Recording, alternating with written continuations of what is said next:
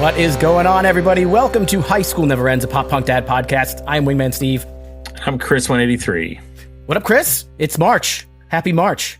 Happy March indeed. And what a better time, Steve, to do something different than with March, because we all know the term March Madness, right? We've heard of that. Something different that we've done before in some limited capacity, but better. Well, we've done it different in the fact that we're doing a ton of it. How about that? Yes, we're going to do a month where we do some March Madness brackets. We have a lot that are music related. We have some that are nonsense and silly. But this one is going to be music related. And I'll get into what it is in a second. But we have a very special guest with us here. He's the founder of Eternal Boy. He's a founder of everything. The founder of Four Chord Music Festival. We have Rishi Bahl. What up, man? Hello, how are you doing today? We're doing super, and we were like, who is the utmost authority in what pop punk songs are better than other pop punk songs? So that is your job today. Do you feel up to it? I feel the pressure, but boy, am I ready. Awesome. Chris, do you want to talk about how we came up with this bracket, or should I do that? Yeah, no, I could talk about it. So instead of us just picking our favorite pop punk songs and putting them into a bracket, which we could have very well done and have done in the past, this time we allowed artificial intelligence, or otherwise known as AI, to do it. So we basically just asked them, what are the top 32 pop punk songs of? Was it a specific year, Steve, or was it all time? This I had to give this some parameters. I think I said from late 90s to like maybe around 2006, 2008, somewhere around mid 2000s, because when we've done this before, and either you or I have picked the songs, and then we're also voting on them. So not that anybody's complained, but it's like, okay, well, you guys set this up. Why didn't you do this? Why didn't you do that? That one wasn't really fair. So this just takes all of the onus off of us. It's the artificial intelligences. They put this together, and whatever shows up on here, they picked. Whoever they matched us up against, they picked. And then you, me, and Rishi are going to figure out what's the best, what's the winner. Yeah, and I think at this point in time, people probably can assume or guess the direction we're going to go. Because here's the thing with these things, we have to make the decision in our head. Are we going to go according to what we think we like the most, or are we going to go according to what, quote unquote, is the better song from a popularity standpoint, or maybe an impact on the music, or the genre, I should say, not the music, but that's something we have to determine ourselves. Like now, or that's like an individual choice? I think it's more of an individual choice, and that can be part of how you argue how something goes forward. Rishi, how do you feel about what you would potentially pick? Is it popularity? Is it just gut what you like the best? Is it forever the sickest kids wins every time? Great question there. Yeah, I was just thinking about that as you guys were talking. I think that, there's like 2 or 3 considerations, right? Number one, obviously, is the person's opinion. Number 2 would be what moved the genre, or what helped move the genre forward. And then third would be what is most popular amongst the masses. So I think that will be my litmus test through those 3 particular criteria in order to know which one would move forward. And I think that in some situations, that mixture will be different depending on what the track is. All right. So we have the bracket in front of us. We'll make a post so that those listening along can see the empty bracket, so you can kind of play along and tell us what we got right, what we got wrong. But Rishi, we have one extra thing that we throw in when we do our brackets. Chris, this is your favorite thing to discuss, so I'll let you do it. It is. It's a veto, Rishi, and everybody else out there. So if you listen to this type of episode before, you know what I'm talking about. Basically, when we get to a matchup, it's always going to be 2-1. But if you're that one, well, could be 3-0. If you think that's the wrong, easy. If you think that's the wrong choice, then you're welcome to use your veto. Now, one thing about the veto, you only get one veto the entire time. And for this bracket specifically, you can only use your veto in the first round or the second round. Once we hit that third round, or the 8 remaining, you can no longer use the veto. Okay. All And right. you don't have So to use you don't have to use everybody your has a veto veto? either. Everybody has one. Okay. Yeah. You don't have to use it, but you may. So be strategic. You also want to win. I am thinking already and see where I believe I am hypothesizing where my veto will have to be used, but we shall see. I've done that as hold well. on real quick. Once you use your veto, no one can argue it. So the veto stands. That's it. Oh, I'll argue it if I don't like it. You can argue it, but it stands on the bracket. But it stands. Correct. All right. So what we'll do, again, since this is an audio podcast and not necessarily a video one, we're going to go through all of the matchups and just list what they are. Chris, I'll let you do the left side of the bracket. I'll do the right side of the bracket. Then we'll get in and we'll do the whole round of 32 and so on and so forth. So Chris, take it away. And, I did some shorthand over here. So if there's anything that you're not sure about, just let me know. All right. I think I should be okay. So starting in the upper left division, whatever you want to call it, the Pacific. I don't know if that makes any sense. AI gave the regions names, but they didn't make sense. So I didn't put them on here. Got it. All right. We got the top seed, Blink 182, all the small things up against the starting line, Best of Me. We got in that fourth seed, Fall Out Boy, Sugar We're Going Down versus in the number 5 spot, Newfound Glory, My Friends Over You. We got the second seed, Green Day, Basket Case up against Motion City Soundtrack, Everything Is All Right. We got the third seed, Paramore, Misery Business up against the Yellow Card, Ocean Avenue. In the bottom, let's say left bracket, we got the number 1 seed, Newfound Glory, Hit or Miss up against the 8th seed, Ever So Sweet by the Early November. We got number 4. We got If You See Jordan by Andrew. Something Corporate. Yeah. I was thinking Andrew McMahon. Sorry. We got the versus the Ataris, Boys of Summer. Then we got Jimmy World, The Middle, up against Alistair, Somewhere Down on Fullerton. And then finally, in that number 3 spot, we got Saves the Day, At Your Funeral up against the Boys in Homegrown with You're Not Alone. That's there are some that are tough, some that are going to be less tough for me. But on the right side of the bracket, the top right, number 1 seed is Blink Again, What's My Age Again, versus the Plain White Tees and Hey There Delilah, which is number 1 song. We have the number 4 seed, Good Charlotte's The Anthem versus number 5 seed, Sum 41's Fat Lip. I think that one will be tough. We have, a number 2 seed in My Chemical Romance, I'm Not Okay, I Promise, versus Simple Plans, I'd Do Anything. And then in some true bubblegum pop punk fashion, we have the 3 seed, Avril Lavigne's Skater Boy versus Bowling for Soup's 1985.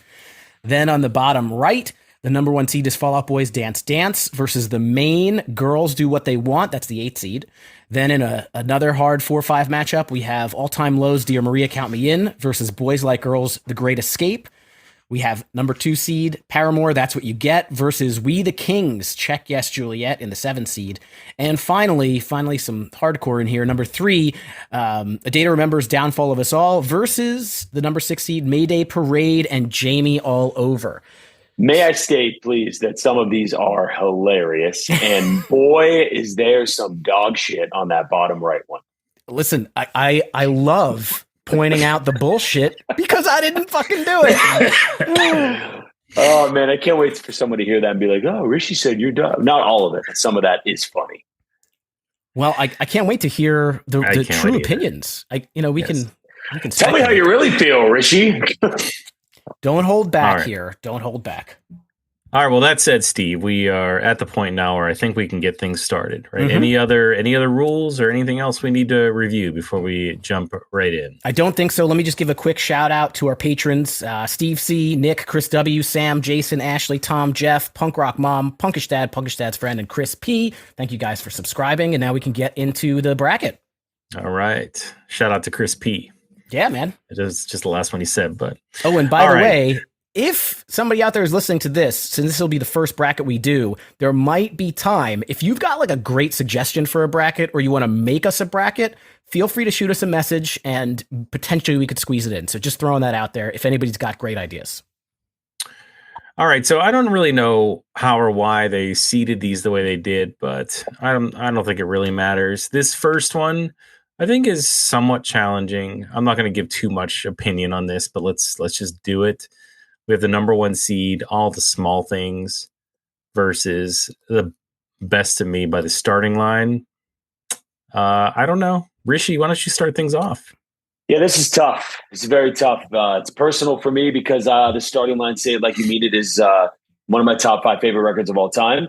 Blink-182 is my favorite band all time. Any real Blink fan would articulate that All the Small Things is one of the worst of the popular songs that Blink had ever released. But again, you talk about a song that moved the genre into undisputable heights in 1999 into 2000. I mean, it's certainly, one could argue, is that song. So it's a conundrum for me. Well, you have to pick. Oh, so I'm actually picking. So we're not debating. All three of us vote, and then whatever the majority win moves on.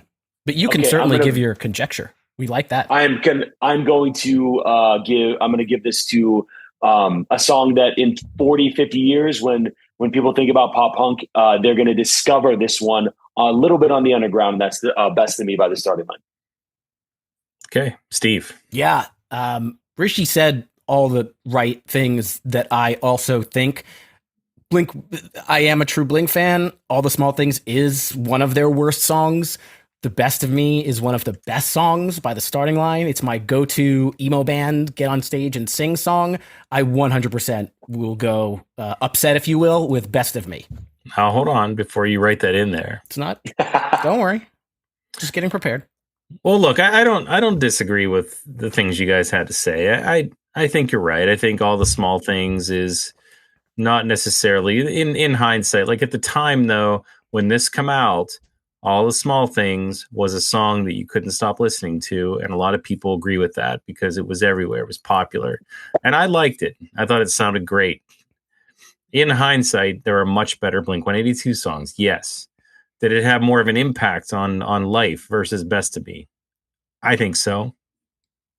But I do think that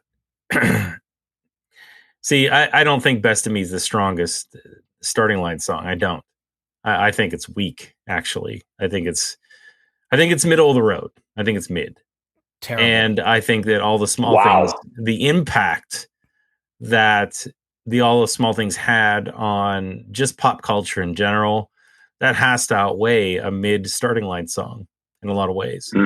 Interesting. And you know, Starting Line is really good. So a mid song for them is probably better than most. I mean, except that it's a fantastic song. If we're comparing the two, it's got to be All the Small Things. Now I know I'm not going to use my veto. Oh, okay. So Best of Me goes on. Very good. But you had to hear me out. Yeah, you had to keep us on the edge of our seats. It's the truth. I was. Now, I mean, that's a great assessment. I certainly agree with that assessment. Except that Best of Me is one of the best pop punk songs ever written. So yeah, that's not. I wouldn't articulate that as mid for the Starting Line. But your assessment of All the Small Things is spot on. Okay. All right. Up next, we got Sugar We're Going Down by a band known as Fall Out Boy, and then versus Newfound Glory, My Friends Over You. I love this one. This one is this is tough. Yeah. Steve, why don't you start this one? Yeah, I'm not 100% on this, but because this is essentially kind of the biggest song by each one of these bands in this era of time. I mean, this is also similar that even though these are their biggest hits, these are not my favorite songs by Fall Out Boy or Newfound Glory. Like this is kind of like All the Small Things for me. So it's really tough. I think I'm going to go with Newfound Glory, My Friends Over You, because when I was like 20 years old and that song came out, my girlfriend at the time hated it because I would put it on and it was basically me saying, I'm going to go hang out with my friends over you. That's the slight edge for Newfound Glory for me. Okay, I'll go next. I honestly have not been the biggest proponent of either band in my life. There's songs that definitely buck that trend, but these are not two of them. I do think, look, I was I was a fan of Sugar We're Going Down for a while. I think that it had its time and place for me. It didn't really last, but if I'm just going to go enjoyability factor here, I probably enjoyed Sugar We're Going Down more time in my life versus My Friends Over You that I immediately did not like. And I do not want to listen to at all. So we're going Sugar We're Going Down. That's my pick.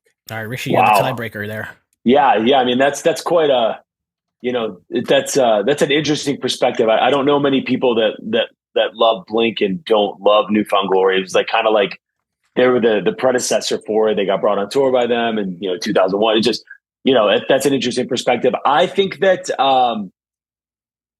you assess it from cultural impact. I think that it's actually a wash.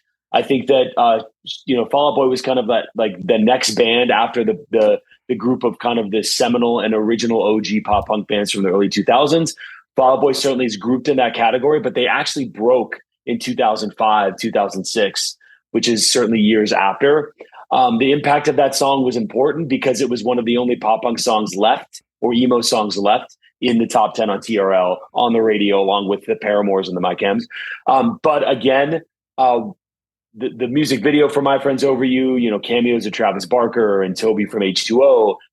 The song was the second place medal, and the band is the second place medal for the most influential and seminal pop punk bands for that early 2000s. It's going to go to Newfound Glory, My Friends Over You. All right, I don't think Chris is going to use a veto on Fall Out Boy. Okay, keep it rolling. All righty. Up next, we got what I think is, I'm not going to say anything. So we got Green Day Basket Case. It's in the second seed for a reason versus Motion City Soundtrack. Everything Is All Right, which is a good song. So I'll go first here. It's nostalgia. It's impact. I'm not going to necessarily say it's like a better song, but I think that just enjoyability for myself, Basket Case is far and away the winner here. I just have too much history, too much nostalgia, too much ties to this album and this song. So Basket Case it is. I'll go second. I agree. Basket Case has a lot of nostalgia, and I remember buying Dookie as like one of my first CDs that I ever bought, and I love that record. And I didn't even get into Motion City Soundtrack until like 3 or 4 years ago. But today, which song would I want to put on if it's one song versus the other and I open up Spotify? It's Motion City Soundtrack. I think Everything Is All Right is a fantastic song. I just saw them live like a couple weeks ago. So I'm gonna give the edge to Motion City Soundtrack and leave it to Rishi. Yeah, I mean, assessments are all correct. I like Motion City Soundtrack more than Green Day. I didn't love Green Day, but I really do like Green Day. But it's this is one of those ones where you're weighing that mixture of what's more important, and it's got to be Basket Case by Green Day. It is too seminal. It is too important. Without that record, without that song, who knows where or how long it would have been to get and mature the pop. Well, not mature. That's no pun intended, but to mature the bands, to prime them to be big in the early 2000s. All right, Basket Case moves on. This next one, this is the 3 seed by Paramore, Misery Business versus Ocean Avenue by Yellow Card. Rishi, why don't you kick this one off? Sure, I'll be brief. It's going to be Ocean Avenue by Yellow Card. Again, Paramore is really important. You see the first kind of mega star with a female fronted pop punk band. Again, came out in a kind of a really, what I would call like a gross time for pop punk. And it shined through a lot of that. I call it the neon punk era, where V-necks and girl jeans and eyeliner were more potent than I would have preferred. But it's Ocean Avenue by Yellow Card for me, without question. Yeah. Look, Paramore, this song, Misery, this has, I think it eclipses the Ocean Avenue by a lot in terms of streams and popularity. If you want to measure it that way, impact wise, I would imagine it's a bigger song, but I don't know. I think they're pretty even in a lot of ways. I'm definitely more of a Yellow Card fan than Paramore for sure. So I think that's a tiebreaker for me. It's Ocean Avenue. Yeah, I wholeheartedly agree with both of you guys. Nothing against Paramore. They did great for the scene. Actually, I really like the song Misery Business. I used to play that on like Guitar Hero World Tour or whatever, Band Hero, whatever that is. But Ocean Avenue is like one of the scene defying songs that went into the pop charts, continued to be a hit, and even I feel like a person that doesn't listen to this type of music is more likely to know Ocean Avenue than Misery Business. Oh, None of that even matters. I just like Ocean Avenue better. So it's a clean sweep. oh yeah. All right. Next up, we got another newfound glory, but this is the top seed in this bottom left bracket. We got Hit or Miss versus the early November Ever So Sweet. And I think, Steve, you're up for this one. This one is not too difficult for me. I really like Ever So Sweet. It's a great way to kick off like The Room's Too Cold with a soft ballad. I don't know a lot of bands that are like emo harder bands that do that, but Hit or Miss is one of the best Newfound Glory songs. Even if this is the Nothing Gold Can Stay version of Hit or Miss, it's going to win. So Hit or Miss, without a doubt. It's got all those classic lyrics that you can sing along to. The chorus, they still play this at every single one of their shows. It's Hit or Miss, definitely. All right. I'm going to say you're wrong. It's the Newfound Glory hater.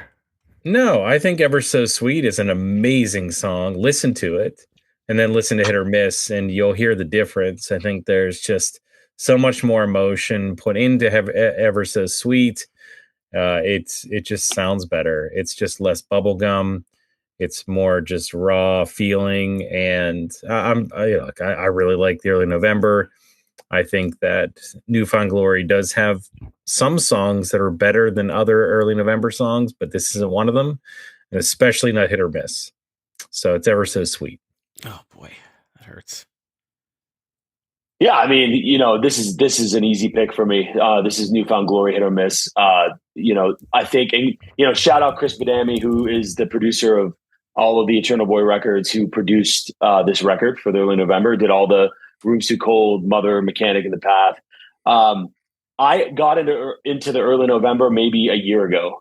I thought that, unfortunately, my opinion is that when the early November got signed to Drive Through, that's kind of when the scene started to implode a little bit with what we originally had with the Vagrants and the Drive Throughs and so on and so forth. But Hit or Miss is seminal. If there's a time capsule of pop punk, Hit or Miss and at least one other Newfound Glory song will be in those. Okie doke. All right. Next up, we got the ever so popular If You See Jordan, one of Steve's favorites, one of his very favorites. I love me some Andrew McMahon. By Southern Corporate. Not Andrew McMahon, Southern Corporate. Well, he's in Something Corporate. Something Corporate. I keep wanting to say SoCo and Lime. I just see SoCo and I keep wanting to say it. I had to abbreviate. There's not enough space in these lines. Got to spell it out. All right. So we got that versus Boys of Summer, which is a cover. Once again, a cover by the Ataris. So I will go first this time. I don't really love If You See Jordan. That was if you go back to the album, it was one of the songs that I generally didn't really like that much. And there's other songs like that. All the iterations of Andrew McMahon, Something Corporate is my favorite. And there's some really good songs that come from that band. If You See Jordan's not one of my favorites. I know Steve has a soft spot for it, but and honestly, like a lot of Atari stuff I'm not as into either, but look, I mean, I have a soft spot for the original version of Boys of Summer. I think Ataris did it pretty good justice. Obviously, it was wildly popular. I'm going in that direction. I'm going Boys of Summer here. Rishi, wow. Yeah, great assessment. I never got in. I thought Something Corporate was like, back when I went to the Sixth Strict private high school in Pittsburgh, and like the people that knew about Something Corporate were like went to Hollister and like, shot at Abercrombie and Fitch, and like my punk inner self was like, fuck you. But I really do like Something Corporate. I'm a little shocked that this is the song and it's not, Woke Up in a Car or something along those lines. The Atari So Long a Story is my favorite album ever written. of all time. It sucks that the choice here is Boys of Summer, a cover, which I believe can there. One could argue that there should be a representation of a pop punk cover since Punk Goes Pop and that whole iteration of pop punk was really important and fun. However, it's as difficult as this is for me to say. I do think that the Ataris need represented, even though this is not the right song to do that. I wish that it was in his diary, which is really what it should be. I'm going to, in my brain, I just talked myself out of it. I was going to go if you see Jordan, but now I'm going with the Ataris Boys of Summer. All right, well that's 2 votes for the Boys of Summer. I don't think, and listen, I may get called out on this later. There is one other song that is technically a cover song that's on this bracket, but I mean, if this was Woke Up in a Car versus San Dimas High School Football Rules, I might just chop my head off because that would be ridiculous. But I think If You See Jordan is not the best Something Corporate song, but I'm going to just give it the vote. Even though I'm not giving it my veto, I'll let Boys of Summer and the Ataris be represented here, but I would probably give my vote for Something Corporate. All right, so Boys of Summer moves on in a sweep for that one. No, it wasn't sweep. Because I voted for If You See Jordan. You voted wrong. So I don't care if you dye your hair; you'll always be a little redhead bitch. Oh, right. I don't know what that is. All right, it's a quote from the song. Yeah, I figured. Next up, we got the Jimmy World song that 98% of the population knows, and that's The Middle. Turn on the radio, you'll hear it. And then they're up against Alistair, Somewhere Down on Fullerton. I don't know if this one is it just called Fullerton or is it actually Somewhere Down on Fullerton? It's Somewhere Down on Fullerton, yeah.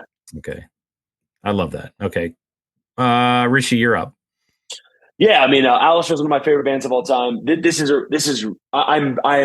know the band would be flattered to know that they're on this bracket. They deserve to be there. This is a seminal song. Again, I'm weighing the balance and the mixture here that I referred to in the beginning of the podcast, and the importance of The Middle is too big to not give it enough onus for it to move forward. So it would be The Middle for me. All right, Steve. I agree with your sentiment, but Somewhere Down on Fullerton is such a great song by Alistair. And The Middle, while it did great things for the genre, and it's a very good song, and I enjoy listening to it 7 zillion times on every single radio station ever, I'm going to give my vote to Alistair. Again, this is another one of those where I kind of feel like I want to just, blow my brains out or something. But I think Somewhere Down on Fullerton is... It's close to a damn near pop punk jam, and The Middle is very good. Not taking anything away, but I'm giving my vote to Fullerton. You said wow, Rishi. Why'd you say wow? I just said wow. I mean, there's no bigger. I mean, I brought Alistair out of retirement for Four Chord in 2022. I mean, I'm the biggest. I mean, Kyle and the guys in Alistair couldn't be any cooler. I love that record. It's my top 10 or 15 favorite record of all time. But again, I'm trying to do justice for the future of pop punk for them to have a little piece of this in there. So that's why you heard my wow, because Steve's a fucking idiot. Hey, shout out Tim Rogner. He's gonna come yell at you after that one. We're playing with him in May in Chicago, so he can hit me in the nuts. That's awesome. This is tough because you could see it either way. Like it's real. Agreed. In 2026, I enjoy Somewhere Down on Fullerton more than I enjoy The Middle. But The Middle has been around for so long and is a song that pretty much never gets old. And Jimmy Eat World's such a good band. Oh man. I'll tell you what. In this one, I'm going Fullerton. I think I like it. I just think it belongs. It needs to move forward. Wow. Okay. Unless you want to use your veto, you can use your veto. I'm thinking about it. I love Alistair so much that I'm not going to. This is a win-win for me. I just think that, my opinion is what it was. All right. And no then veto. Finally wrapping up, and no one has used their veto yet. And just keep that in mind. All 3 vetoes are still in play. We come to our last first round bracket in the left side or the bottom left area. And It Saves the Day at Your Funeral versus this one sucks. Saves the Day at Your Funeral versus Homegrown, You're Not Alone. Is it me first? I think it is. Yeah. Since you complained, you have to go first. Oh man. This is see, you're talking about Homegrown and those guys, and they've been on our show and we know them and they're really cool, but oh man, At Your Funeral is so good. Such a good song. And You're Not Alone's my favorite Homegrown song too. Oh man, I'm going At Your Funeral. It hits a certain way. And this one's a coin flip, but it's At Your Funeral. That's my vote.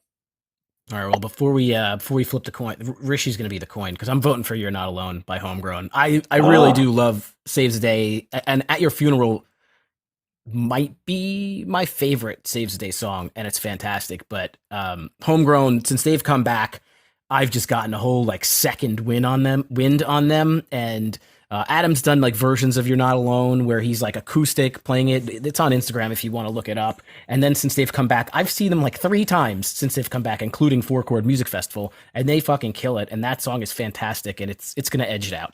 "You're Not Alone" for me. Yeah, I mean, Homegrown again. I've Alistair, one of my top 15 favorite records. Kings of Pop by Homegrown, one of my top 15 favorite records.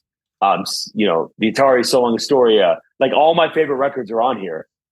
Saves the Day. This is not my favorite song. I remember when Stay Where You Are came out, I was a massive Through Being Cool fan. Pseudo hardcore, like playing all the hardcore shows, but like had that sparkly, tinge to them. And this song came out and I was like, what the fuck is this? This is so antithetical to what we know from Saves the Day. Ultimately grew the fuck on me. And I love At Your Funeral. And I think that it is one of those important bands that straddled the hardcore, the pop punk, and the emo. It's got to be At Your Funeral by Saves the Day. Wow. All right, I'm just gonna grew the fuck on me. I like that terminology. I'm typing this slow as I consider it. I'm just gonna leave it here because I like. There's so much hairy shit on that bottom right bracket. That's what I'm thinking like this is like these are the Seminoles on this side. I kind of wanted to see Alistair versus Homegrown, but all right, I'm gonna let it sit. All right, so let's we've now finished the entire left side of the bracket. If we go to the top right, the next one, I assume this one is going to be easy peasy here. It's Blink-182's "What's My Age Again" versus "Hey There Delilah." I will go first. "Hey There Delilah" is a #1 single. Tom Higginson is really cool. He came on our show and talked to us. That song is on the radio very, very often. So is "What's My Age Again." But "What's My Age Again" is a Blink-182 single that I will never get sick of. I absolutely love it. Every single time it comes on, every single time I see it on Twitter or Instagram where Tom tells the crowd to shut the fuck up because this is really hard to play. "What's My Age Again" Bends over. Yeah, without a doubt. Yeah. Chris, what do you think? I don't think there's much more to talk about. It's "What's My Age Again."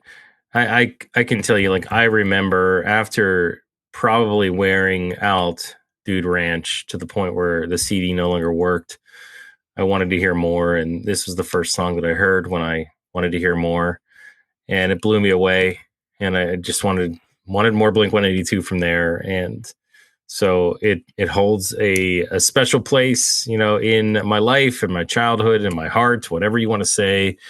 And it's a very simplistic, straightforward song, but that's what Blink-182 does. They hit that chord just right, and this song does it. So it's "What's My Age Again." It's "What's My Age Again." This song changed my life. I wouldn't be on here right now if it wasn't for the song. I wouldn't have known you. I wouldn't know you guys. I wouldn't have started a band. I never would have started a festival. I never would have become a college professor. I never would have done everything in my life. Never would have met my wife. It's all I can legitimately, as goofy as fuck, again, to use that phrase, as goofy as fuck as it sounds, this is the holy grail for me. So yeah. I am so glad nobody vetoed this one because that would have been embarrassing afterwards. For the plain white tees, you sure? I didn't think it would happen, but all right. So this next one is kind of interesting. I know that the hardest one. I know Chris is not a Good Charlotte fan. This is Good Charlotte's "The Anthem," which is probably their biggest song. I would think either that or "Lifestyles of the Rich and the Famous" versus Sum 41's "Fat Lip," and this is like that whatever it was, 2002, kind of like when pop punk was at like its prime, two heavy hitting singles that were able to like beat out the alternative charts and get to, the top 40 charts. So I'm curious what you guys think. I'm going to go last. I'm going to let Rishi go first. This is the best matchup, I think, in the first round in any of the games here. In any of the You mean March like the Madness closest? here. Yeah, this is by far this could easily be a wash. I think that, Good Charlotte kind of had that darker vibe and the eyeliner and the shit that kind of pushed the music in a particular way. But the video for Fat Lip and when Fat Lip came out is undeniable. You and your friends are set up in a junkyard skate park. Everybody's jumping up and down. They got purple hair, blue hair, studded belts, tattoos, shaving heads, mosh pitting, jumping up and down. It encapsulated everything about the early 2000s that I love. This is Fat Lip. Yeah, it's Fat Lip.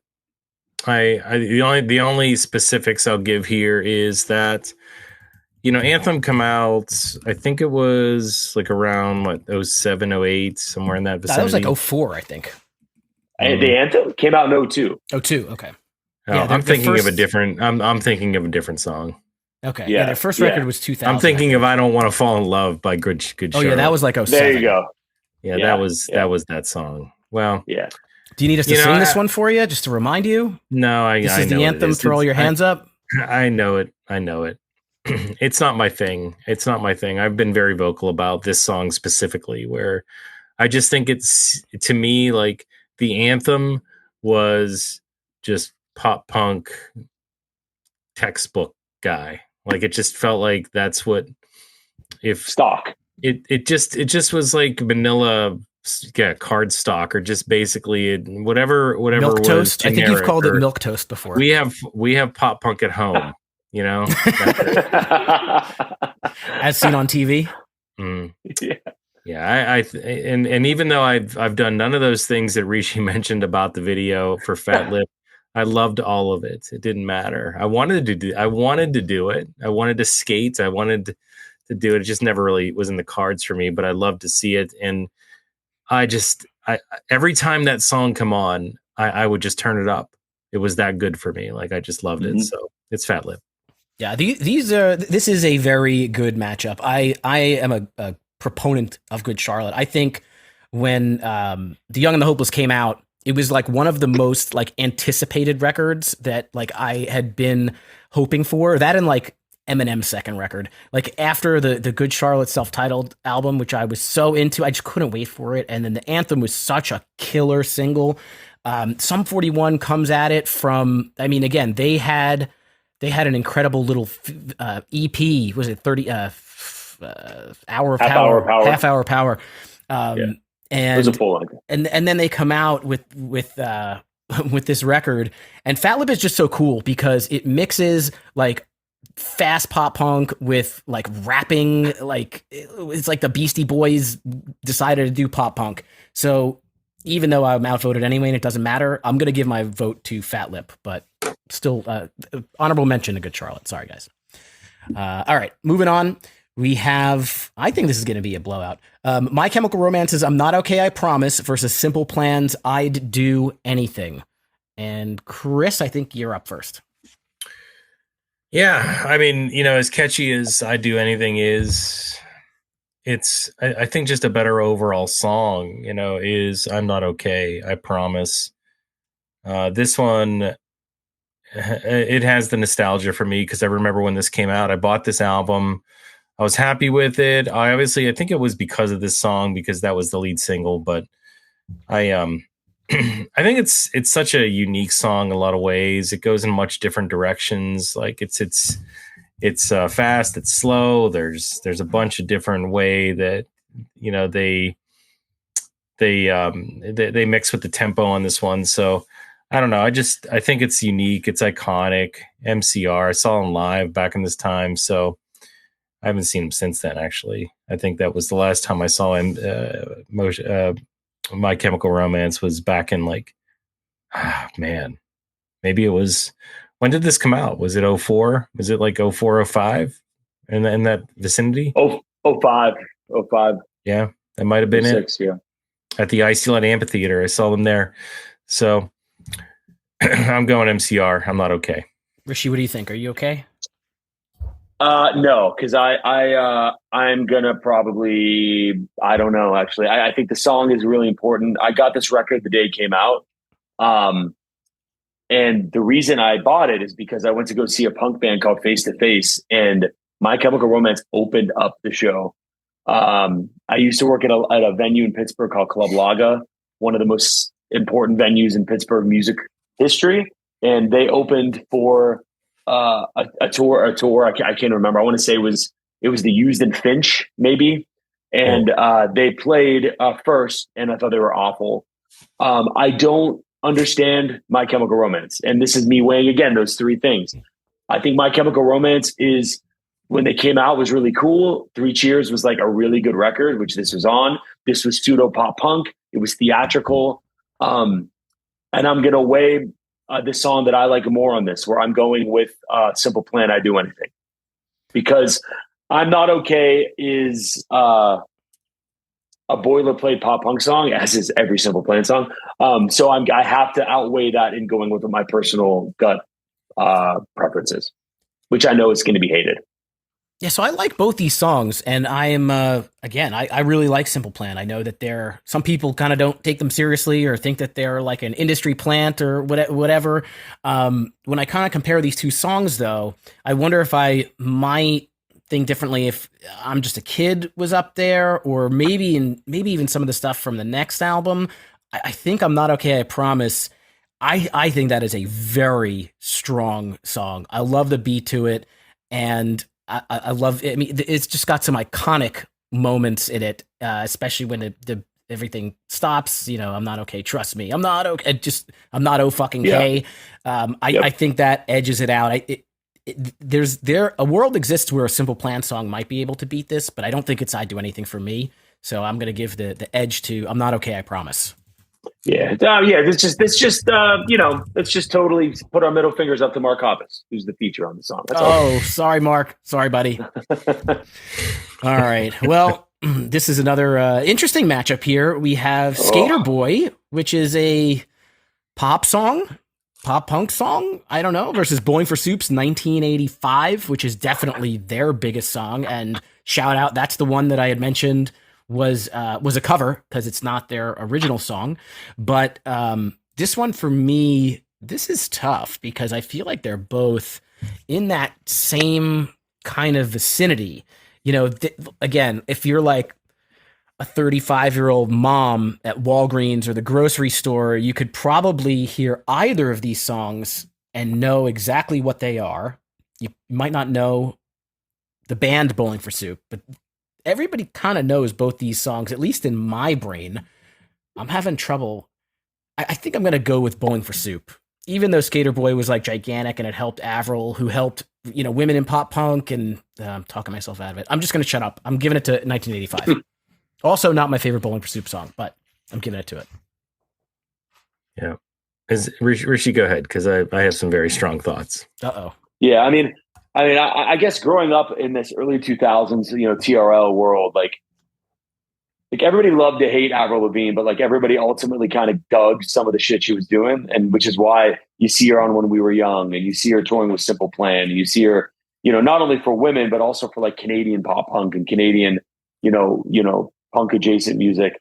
But I think generally Avril Lavigne sucks. I think that particularly when I look at her as an artist now, like it's not what I would anticipate or not what I would articulate and characterize as pop punk. Bowling for Soup are classic. They are all time. They are everything you want to see out of a pop punk band, from goofiness to good songs to good, escaping reality, being entertained. And 1985 got them a Grammy nom, so I'm going with Bowling for Soup. Agree, not my favorite song by Bowling for Soup. But wait. Fact check here. Girl All the Bad Guys Want got them the Grammy nom. And that song, I wouldn't even think twice. That song would have definitely moved on immediately. I spoke before I was thinking, and I was thinking about how Girl All the Bad Guys Want is my favorite song. But yeah, that's correct. That was the Grammy nom. But 1985 got them on Now That's What I Call Music Volume 4. So Volume 76. Chris, I just called out the professor. I'm going to get an F now. You sure will. You sure will. You also are going to get an F for even considering Avril Lavigne. Like, are you serious? Come on, Are that you song is serious? gigantic, dude. All right, boy with an I. I don't particularly like that. Or the 8, Oh my but God. it is what it is. That's exactly what it is. It's not moving on is what it is. Avril, if you're listening, like we don't have a problem with you. Like, we'd love to hear from you. We'd love to have you on the show. You know, I like other songs you have, kind of. Like the one with Machine Gun Kelly? No. Oof.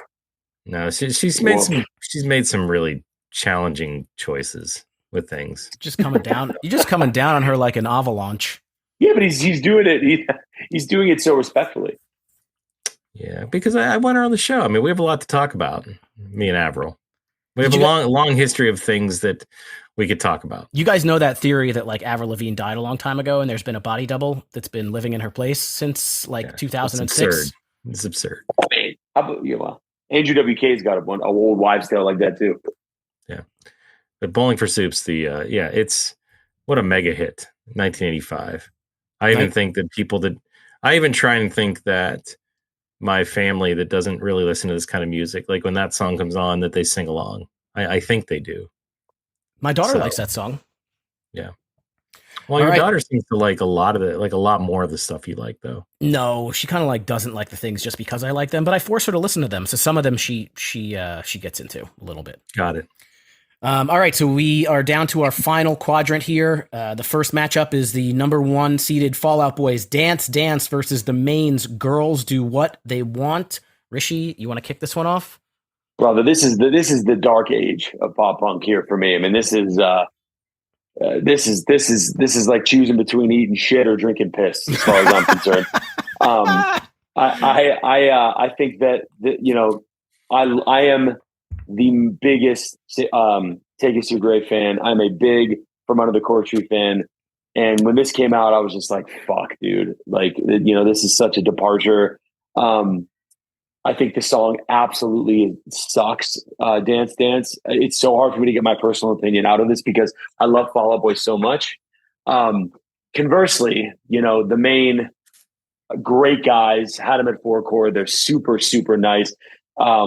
Really did a good job building a brand as opposed to just being in a band. And kind of did it intentionally, I think, as opposed to other bands that happen accidentally.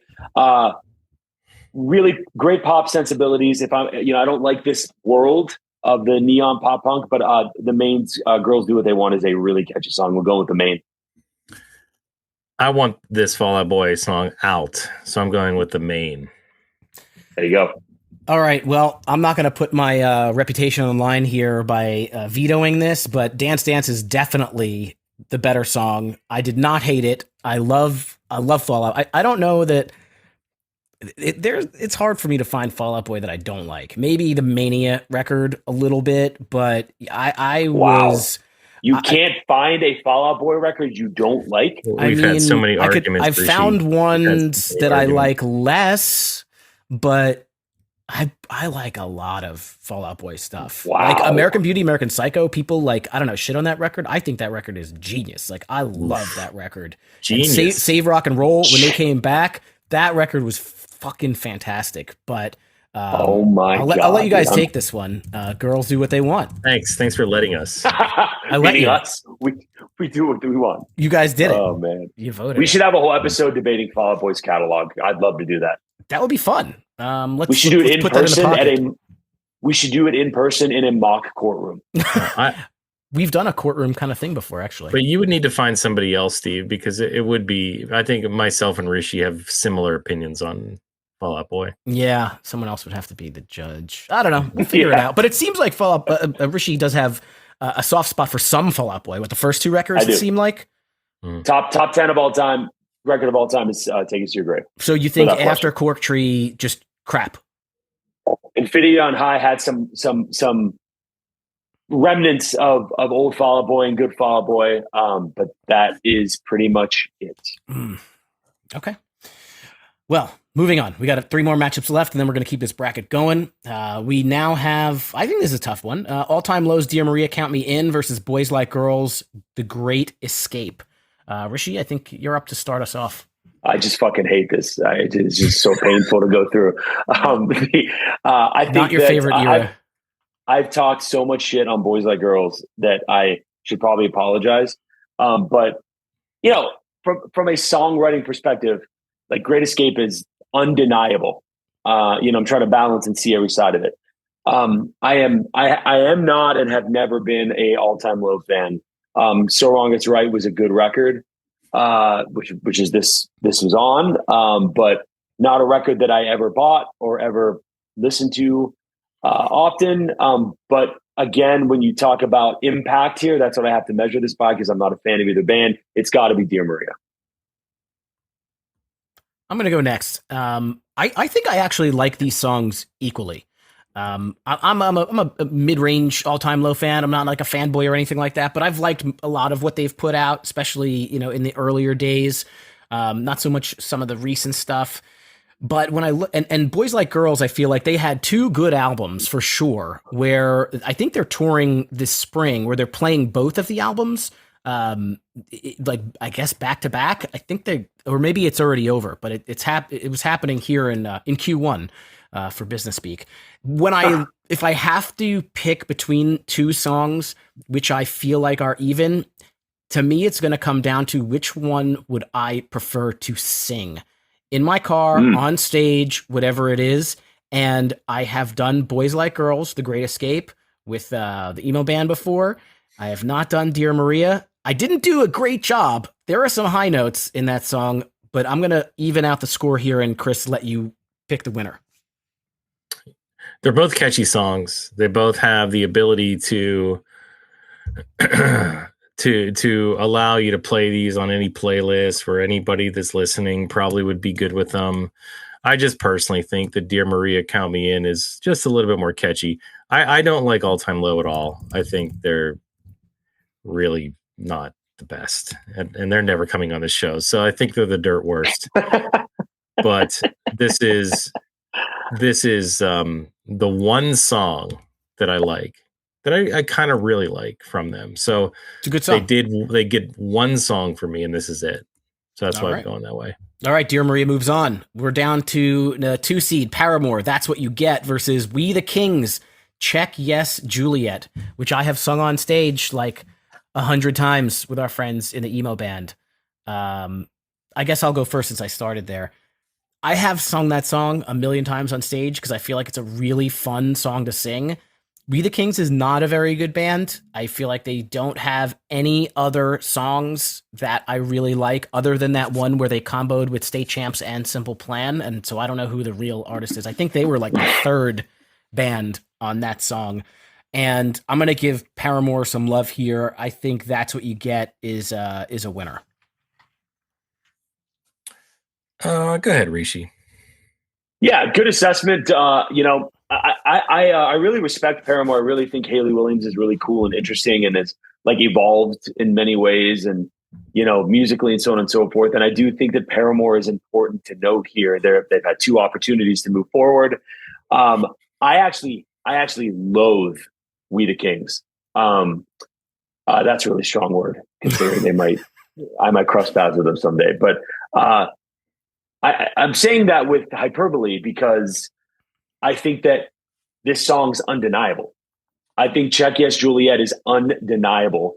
That's What You Get's not the strongest Paramore song. We were talking about their first record. They have a song called Pressure that's unbelievable. You talk about, obviously, there's some sleeper hits on their big record, Riot.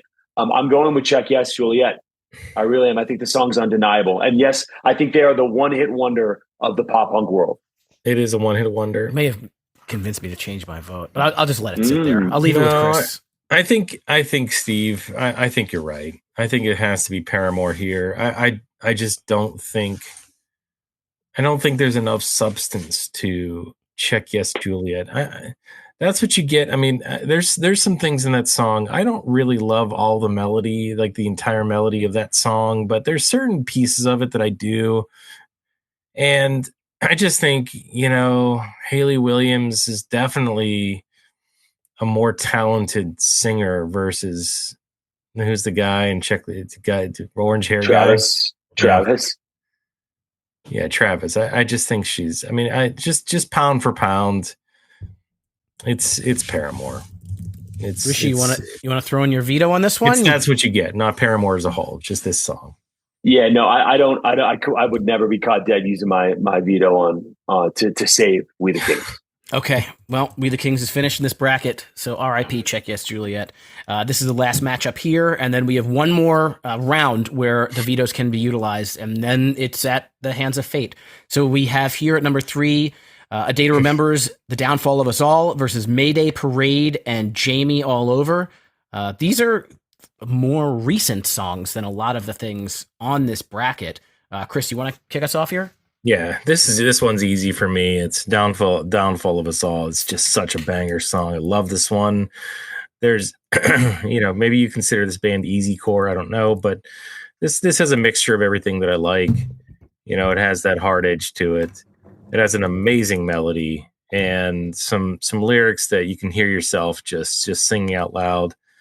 I'm a Day to Remember fan. This is a great song, probably one of my favorites. So this is the one. And no shade at Mayday Parade.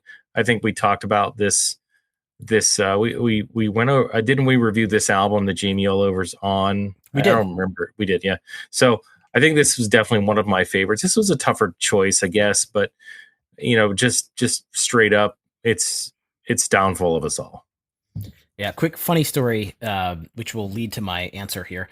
The guys in the emo band were playing a wedding, like that live right around here in Philly, and they're from out of town, so they were coming here to Philly, and they asked me to run the slides for the wedding, and they gave me a list of the songs that everybody had requested, and the only one that 2 or 3 on there that I didn't know, like all the words to or know that well. One of them was this song, Jamie All Over by Mayday Parade. I hadn't listened to it. I've never got into Mayday Parade at all. And I listened to the song 7 times on the way to the venue just so that I had an idea of when to hit the next button on their slides.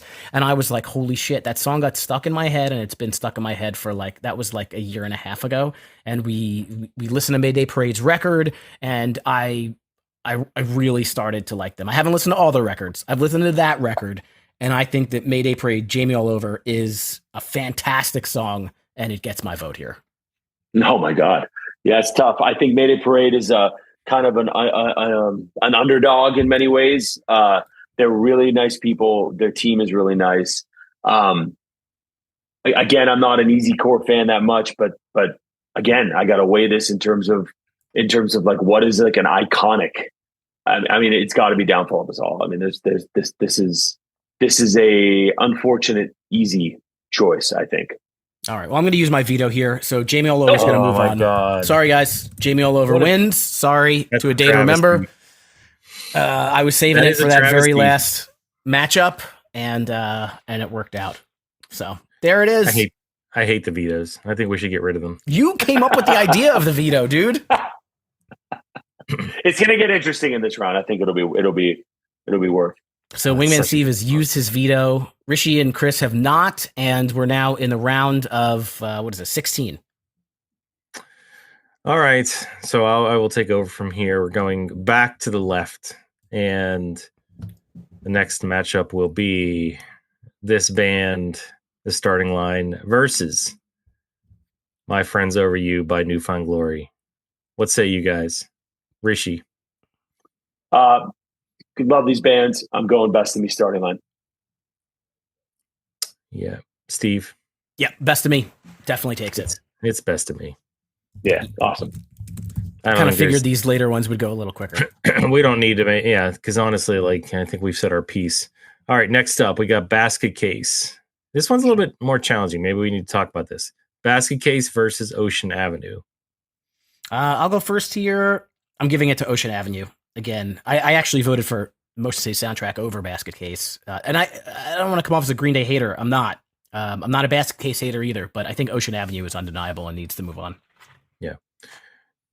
It's Basket Case. It's a better song. It's a better band, a better song. And that's it. Basket Case is clearly the winner here. I don't know if I agree. I don't know if I agree. I think the Basket Case is undeniable and it's seminal. Um, it's Basket Case. Yeah, it's Basket Case. Wow. Okay. I talked myself really quick because I'm not going to make an argument. But I mean, Ocean Avenue to me is like one of those songs. But iconic. Basket Case is more iconic in so many different ways. All right, next we got Newfound Glory again. Hit or miss. Can they stay in this thing? Hit or miss versus the cover of Boys of Summer by the Boys and Atari. And the Ataris, sorry. What say you guys? Steve, you go first. Oh, me? I already said I wasn't going to vote for a cover song unless it was 1985, and Hit or Miss is too good. So my vote's for Hit or Miss. It's time for Newfound Glory to be gone. I'm going Boys of Summer. Oh, wow. Yeah, I love the Atari so much. If it was in this diary, it would be in this diary. But and I fear what's about to happen. But it's hit or miss for me. Ooh. Okay. All right. Pause for effect. Next one is Somewhere Down on Fullerton by the band we all love, Alistair, versus At Your Funeral by Saves the Day. And I'll go first here. Yeah, I'll go first here. Oh, wow. I look for both of these. I had a lot to say. I think that it's got it. I'm going to go with At Your Funeral. Man, they're both so catchy, so much good about both of these songs that I could listen to so many times. But, and I'm again not looking at it from a full band perspective at all, just song for song. I'd probably pick At Your Funeral today, just probably based on a couple different things. Like I really enjoy the guitar in this song just a little bit more, and that's probably it. It's such a narrow margin, so. At Your Funeral is my choice. Well, I'm going to leave the decision up to Rishi because my vote is for Alistair, Somewhere Down in Fullerton. I feel like, again, said it all. That's one of those underappreciated pop punk classics that just gets stuck in your ears. Yeah, I thought this was going to be a much easier bracket because I thought for sure, and I really wish I would have used my veto on Jimmy World for this one, because this is a odd matchup. This is a very odd matchup. You're talking about like post-punk, emo core At Your Funeral with like the punk rock sensibility and pop punk, Somewhere Down in Fullerton. I just dropped my ear thingy. Can you guys hear me still? Yeah, yep, I got you. All right, good. It's very difficult, but I think that if we're looking for variety, we got to go At Your Funeral. And no more veto for you, bitch. Sorry. Yeah, I can't say shit about that one. I think it's the right choice. You might have stopped Chris from using a veto there, potentially. I don't know. All right. So the Elite 8 on the left side includes the Best of Me, Basket Case, Hit or Miss, and At Your Funeral. We'll get to that in a minute. We have to get through the Sweet 16 on the right side. And the first matchup we have is Blink-182's What's My Age Again versus Sum 41's Fat Lip. Rishi, What's My Age Again made you what you are? Does it move on, in your opinion? This is very, very difficult. Very difficult. But I think we can all agree it's going to be What's My Age Again. He thinks we can all agree. Here's the thing. Like, I think that the winner here goes to the Final Four without question. I think it's What's My Age Again. Yep, that's going to be a clean sweep. Totally agree. No shade to Fat Lip, but What's My Age Again is a fantastic Blink single. Definitely deserves to move on. So next up, we have some contrasting dark emo hair in our faces with I'm Not Okay, I Promise by My Chemical Romance versus the silly antics of Bowling for Soup's 1985. Chris? Oh man, 1985. 1985 only because Jarrett was on the show. He's a great guy. I know that's not a good reason. That's the edge. I just there's I think 1985. I grew up in the 80s. I grew up in the 80s and 90s. So that song not only is it catchy, not only does and I like Bowling for Soup. I really do. So I mean, I think that even though I said a lot of good things about My Chemical Romance, I'm Not Okay specifically in the matchup with Simple Plan, even though I said that song did a lot of cool things, I think it has its limits, and enjoyability factor goes to 1985. No, I'm going to go that way. I'm going to go that route. So that's my choice. I think I'm going to create some intrigue or maybe lack thereof because I kind of feel where Rishi might be going. But I'm going to give my vote to I'm Not Okay, I Promise. Wow. I don't know. That's surprising to me. If there's, a couple of My Chemical Romance songs that are the top My Chemical Romance songs, this is maybe one of my favorite, maybe my favorite. 1985 is a cool song. I enjoy it. It's super fun. I just sang it at karaoke the other day, but I think I'm going to give it to I'm Not Okay, I Promise. And you're stressing Rishi out. He has a stress ball. So you must have really made him mad. And his dog. Yeah. I'm going 1985 here. This is very difficult because I do obviously believe and feel the importance of My Chemical Romance as being part of this, but they've been part of it. We've touched base with it, and we're moving on to one of the greatest pop punk songs, like popular pop punk songs ever put out. It definitely has more popularity generally worldwide, to the masses, I would say, than I'm Not Okay, I Promise. I'll give you that. So 1985 moves on. We now have the number 8 seed, the Mains, Girls Do What They Want, versus All Time Lows, Dear Maria, Count Me In. It seems like nobody wants to vote for any of these. So Rishi, which is the one you think? I'm going what song I think is written better, not necessarily impact, because obviously Dear Maria would be the impact. I'm going with Girls Do What They Want. All right, I'll go the opposite. I definitely think I like Dear Maria, Count Me In. It's a very good all-time low song, and I'll leave it up to Chris. I'm gonna go with you, Dear Maria. Veto. Wow, veto and the Main. Moving on. Okay. Yep. This is very. You had said, what was it? You weren't sure if you wanted to drink piss or eat shit on this side of the bracket. Now I'm showering in both. That's right. All right, last matchup on this side, we have Paramore, That's What You Get, versus Mayday Parade, Jamie All Over, thanks to my veto. So I'll just say, I used a veto. I'm going to keep Mayday Parade with my vote moving on here. Yeah, I'm going That's What You Get. And look, I don't want either. Can I use my veto against both of these songs? Just have no winner? That's What You Get. It's again tough, maybe I'm eating, and I'm not going to say that anyway. I'm going That's What You Get, Paramore. Okay, well, I guess my veto was used in vain. So we are now down. So Chris, you didn't use your veto. I didn't, and it's gone now. You can't use it. I understand. That's the end. And we're down to the Elite 8, which means there was a matchups. point, and as we reflect, I'll let you guys know where I would have used it, and I think you might know, but I didn't. I held. So was that the right choice? We'll see. I thought you were going to tell us.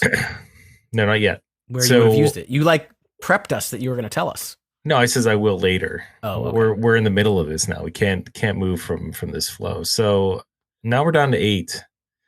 And the first matchup in that round of 8 is Best of Me versus Basket Case. Rishi, you always kick this one off. Do it again. It's very tough for me because I think that Green Day did pop punk before we even knew what pop punk was.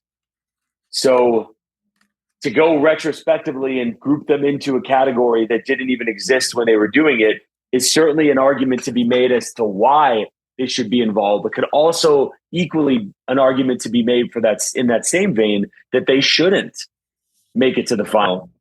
And I'm trying to play out how I think this is going to potentially go. It's very difficult for me, believe it or not, very difficult, even though I think that it's important for Basket Case to be there. I'm going to go Best of Me starting line. I'm not even sure that. So Basket Case came out. I'm not even sure that before I saw that video, because Longview was a video before Basket Case, and I thought it was fine. Was it? Yes, I remember it was a buzz cut, and it was on a lot, and I heard it, and I'm like, yes, this is fine, it's not bad. But before Basket Case come out, I was listening to that, and that blew my mind. The first time I saw the video, and he got wheeled out, and then he stood up, and they did their thing. Like, I could not believe what I was hearing. Like, it was just like a new experience for me in a lot of ways, because before Green Day, I was listening to other stuff. Like, I don't even know if I had like music that I was really into. Like, I listened to just various things, and I think REM was a band that I was into, but definitely nothing else. And this changed the way that I listened to things, because this kind of opened up a door that got me then into, I'm trying to think, like, maybe the grunge era was around that time, and there was just other songs and other bands and other types that I got into because of this song. So, notwithstanding Green Day. So I think it changed a lot for me. Basket Case specifically, so it has to win. Basket Case it is. All right, I guess that comes down to me, and I guess I have a few words for you guys. We got older, but we're still young. Oh, we never got out of the feeling that we won't give up.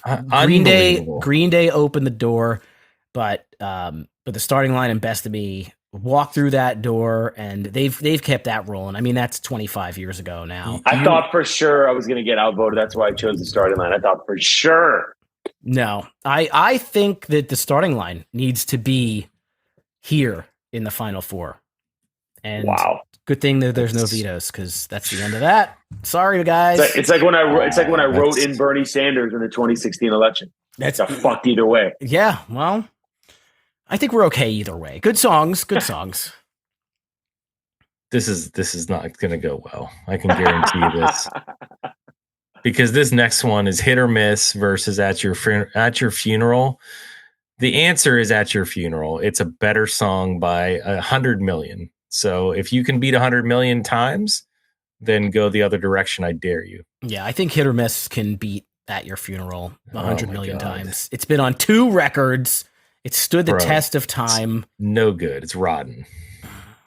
In comparison. Do you remember the times, Chris, that we wrote our names upon that wall? No, I don't. I didn't write on any walls. Do you remember the time we realized Thriller was our favorite song? No, that's what. Yeah, Hit or Miss. Liar. Hit or Miss gets it for me. I like other songs other than Thriller, but go ahead. Yeah, this is more difficult than I think. I think that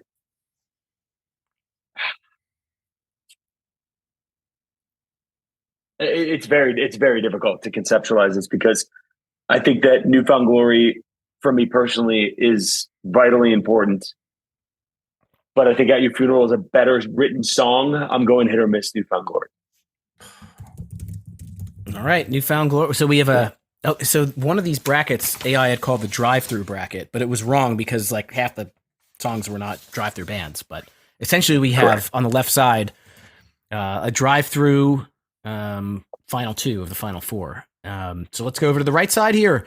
We have What's My Age Again versus 1985. I'm curious, Rishi, you've spoken the praises of both of these songs so highly. Which is the one that's going to edge it out? I wonder. I'm going with What's My Age Again. He tried to trick us there. No brainer here. All due respect to one of my favorite bands, Bowling for Soup. It's What's My Age Again. It's the most important song in the genre ever made. Video wise, aesthetic wise, album wise, band wise, song wise. What's my age again's the answer? It's funny. We've had no conjecture around, well, a little bit of conjecture around What's My Age Again, but it has been moving throughout this bracket with ease. I think that it is taken down in undefeated fashion each single time. So What's My Age Again is my vote as well. And now we're down to the last matchup. We have the mains, Girls Do What They Want versus Paramore's That's What You Get. I feel like this side of the bracket has been the most nutty. Oh, nutty it is. Because it's a nutty pile of shit is what it is.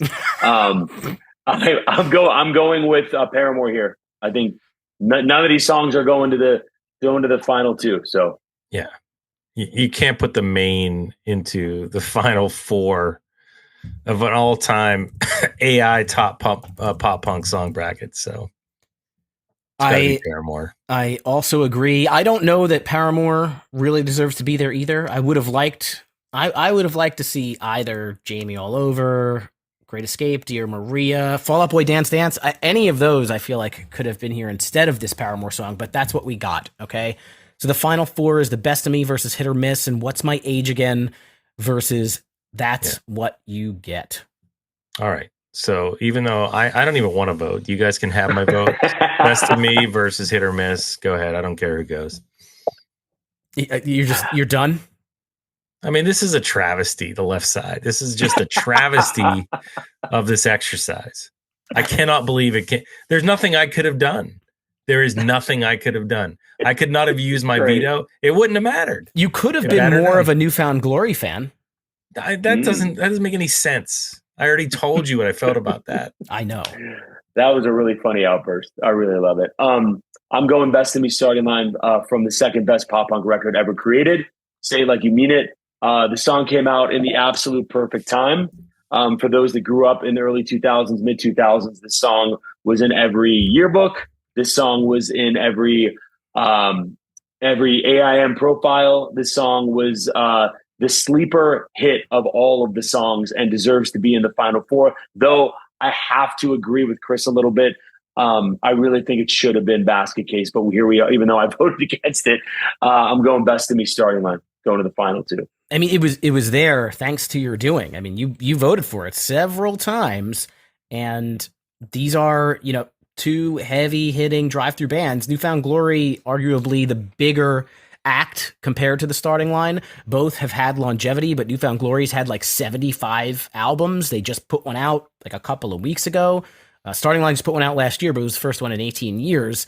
But if we're comparing these two songs, these are two absolutely like pivotal songs to my youth. 100%. Same.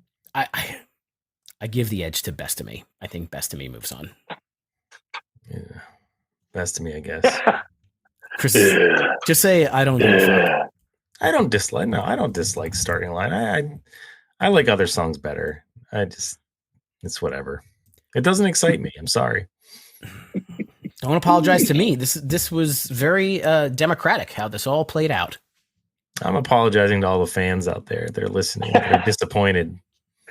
Well, I don't know that we're going to have a surprise here. To make it into the championship, we have Blink's What's My Age Again versus Paramore's That's What You Get. Chris, what do you get? This is where people that listen to these shows that we do, they turn them off. They're going to say like, why don't we even listen to these shows? Because these guys always just vote Blink stuff into the finals and usually wins. But all the small things got bounced in the first round to the 8 seed Best of Me, which is now in the finals, just for the record.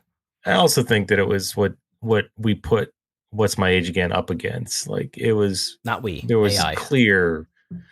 It was the clear winner. Maybe not. Fat Lip was a tough one. I think that one it is. I could have thought about, but after that, not even close.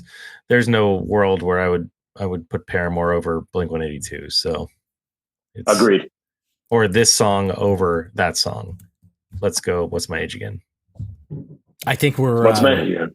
Unanimous there. Oh yeah. Agreed. No way that that's what you get beats What's My Age Again. So we're left here in the final. with the starting lines Best of Me versus Blink-182's What's My Age Again. I wonder if there's a possibility, Rishi, that What's My Age Again could be upseated, unseated. What's the word I'm looking for? I don't know. Usurped. Yes. Is there a world where this is? Yeah, there is for me personally. When I go back to my 3 criteria of voting, it's personal, it's the legendariness of that song and what it did to move the genre. And it's, again, the importance of that particular song at a particular time period. Best of Me was it for me. But there's no question here that Blink-182's What's My Age Again has to be the greatest pop punk song of all time. Before this bracket started, just for the listeners out there, I had no idea what the bracket was until about an hour and 20 minutes ago. It is What's My Age Again. It always will be What's My Age Again. And I cannot foresee a situation in our lifetimes or in the future of this world where What's My Age Again should not and will not be the best pop punk song ever written. Even better than Going Away to College? Yes, way better. Okay. Way better. Look, how about, oh man, I don't know. You want to go last or you want to go next? I don't know. I'm not sure what to do here. I want to create some drama here, right? I feel like there is no world where Chris would vote for Best of Me here. No world. So I feel like I want to give a vote to Best of Me just to give it some sort of shot here. But when give the vote to what you think, just give the vote to who you think needs the vote. I mean, who do you want to give your vote to? I want to give the vote to Best of Me. I want this to be a nail biter. These are 2 of my favorite pop punk songs of absolutely all time. But I will tell you, there are Blink-182 songs that I like more, that I would rank higher than What's My Age Again. They're not in this bracket, but I'm going to give Best of Me a vote here and let Chris 183 determine the ending here. Since he was, I wonder what he's going to vote for. Look, I mean, if Basket Case started it for me, and damn it, brought that along substantially in a later year where I was a little bit older, then you were still young. What's My Age Again solidified that, coming off of where I was there. Life changed in terms of music when that album came out, because I just went head first into pop punk a lot more than I had been before. So look, I mean, there's so many different impacts. Best of Me, just nostalgia wise, I wasn't into the band as much as I was Blink at the time. I know we're trying to be objective here, but nostalgia has to play a part and impact on our lives. We're making decisions. So it's What's My Age Again is the winner and the champion. Yes.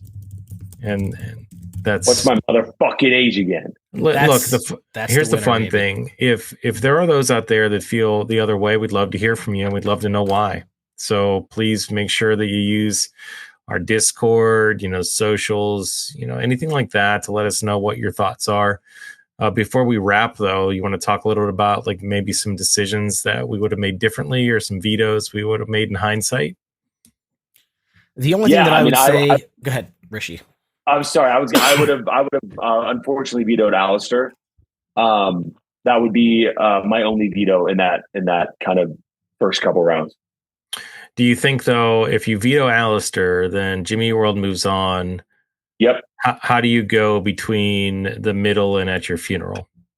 Yeah, so middle beats At Your Funeral, middle beats Hit or Miss, middle beats Best of Me, and middle goes up against What's My Age Again.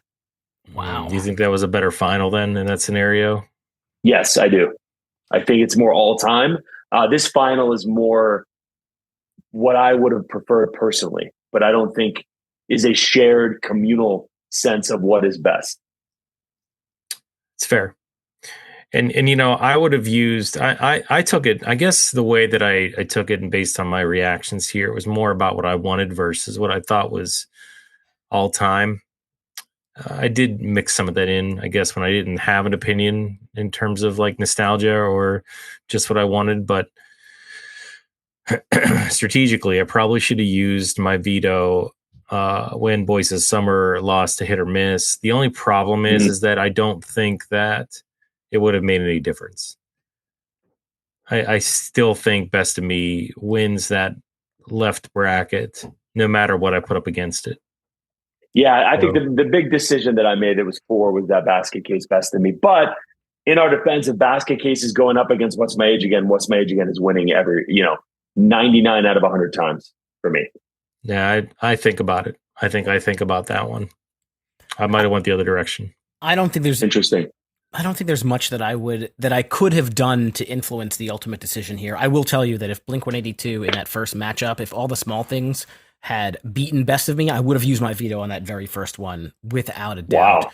Wow. I also probably would have used it in that first round if Paramore Misery Business had beaten Ocean Avenue.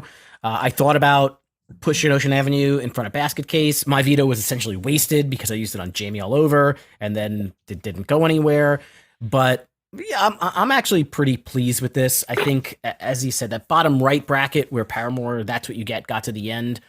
That one wasn't put together too well by the AIs. The rest of the regions, I think, were well represented, and I think they represent my taste in music. So I'm happy with it. Yeah, I think it's. I don't know of any of these bottom right songs ever in any bracket that. I've never seen all of those songs on a bracket like this before, but it does get through every generation. It did skip out, obviously, the Wonder Year State Champ Tour so far, Knuckle Puck Worlds, which is not. I don't think, honestly, any would ever make it on a final bracket. I think I may have told it to cap it at 2008 or something like that. Yeah, something I like remember. that. Yeah. Because we got to, have some sort of parameters here. Otherwise, it would be all over the place. But this was super fun. Rishi, thank you so much for joining us. I hope you had a good time with this bracket. Your insights were fantastic. Thank you. I love it. I love this podcast. Hopefully we'll talk soon here in the future about a concert coming up soon in Pittsburgh. What's anything to talk about right now with Eternal Boy or with Four Chord Music Festival? I don't think anything's announced yet, but anything at all? Not gonna break anything yet on Four Chord. Eternal Boy going on tour in April with Driveways, and got a big tour we're announcing in July in the coming weeks with a band that everybody is familiar with from the 2010s. So just stay tuned for Four Chord. News will be coming very shortly, I hope. I'll tell you what, Rishi, if you did book Green Day, then you're going to have to explain to them why you voted against Basket Case for the Best of Me. What if Starting Line's playing as well? They could duke it out in person with fists, and Green Day would kick the shit out of them. They probably would. They would. Yeah. They would. But Green Day is not playing for it. I can say that. Give everybody the handles and the websites and stuff like that to make sure that they follow Eternal Boy and Four Chord Music Festival. Yeah, so Four Chord Music Festival is fourchordmusicfest.com. The handles on all the socials are Four Chord Music Festival. And then Eternal Boy, eternalboymusic.com, and all the social handles are Eternal Boy Music. And if you like pop punk that existed in the early 2000s in the vein of Drive Thru Records, in the vein of our two finalists here today, there might be a world where you like Eternal Boy. So thank you guys. Definitely will be. Definitely. Yeah, definitely check those out. And, Four Chord has some of the best T-shirts that you've ever seen for a concert. I'll say that much. Rishi, can I tell you? I'm not just saying that. I'm serious. Can I tell you a fun story about Four Chord T-shirt? Would love it. Real quick on the podcast here. Chris was nice enough because on Saturday of Four Chord last year, I did not get through the merch line because your merch was so good that the line was too long and I did not get a t-shirt. Chris got me a t-shirt, the one that looked like the Drive Thru Records with the arrow, except it said Four Chord Music Festival. He got that for me and he sent it to me in the mail, and I'm very appreciative of him. And I went to see the Starting Line's Reconnect show this winter, and opening in that show was Homegrown. And Adam Lorbach was on stage wearing the same shirt that I was, the Four Chord Music Festival shirt, and somehow I was about halfway into the crowd in the very middle. Somehow Adam Lorbach, because of the shirt, eyes me up and then shouts out the High School Never Ends podcast on the stage in front of a sold-out crowd in Philadelphia because we were both wearing the exact same shirt. So, brother, those types of stories are the reason why we have listened and been into this music for so long. That's awesome. That's awesome. And if you, I got a basement filled with those shirts if you ever want any. So I have one, but I'll take a few more. My wife thought I was so cool, but at that point in time, because it was a sold out crowd, and he said the name of our show. That was awesome. you got laid that night, didn't you, my man? My man. Yeah, you did. I got another baby on the way. There you go. Conceived at the show. Pop Punk Dad Podcast. Well, you got a couple more before you catch up to me. So yeah, get to work. I will have to be busy. All right, guys. Well, once again, it was a blast. Rishi, as always, happy to have you on. You were our first choice for this bracket, and I think we chose correctly. So, as I said before, you heard our opinions. We would love to hear yours. Check us out on the socials. Our Discord is a great place. If you haven't joined that, you should. We talk about pop punk music, but other stuff too. But that's where you can give us your thoughts on, hey, Chris was right, Steve was wrong, Rishi was right, whatever, right? It doesn't matter. It's up to you. So check us out there. The only one who's wrong. It's just my flow. It's just my flow. If not, check us out on all our socials. Facebook, Instagram are two of the most popular ones. You can find links to our socials at our hub. That's www.hsnepod.com. Hey, also check out that hub because that's where you can find a link to our shop where we have some really cool stuff. Everything from mugs to a world where Best of Me does not beat Basket Case. You can buy that. You can buy that. Don't support that, but you can support us. You can give us a 5-star rating on Apple Podcasts or Spotify. You can write us a written review and send us up the ranks of the Pop Punk Dad podcast. We would certainly appreciate that. Again, join our Discord if you want to chat with us for free. If you want to support the show, join our Patreon, patreon.com/HSNEpod for bonus episodes and content and sneak peeks on what's coming each month. Rishi, thank you so much for joining us for the first episode of March Madness. We're going to be back next week with another all new episode. Until then, keep on rocking those dad bods. Throw up your rock hands and blast the pop punk.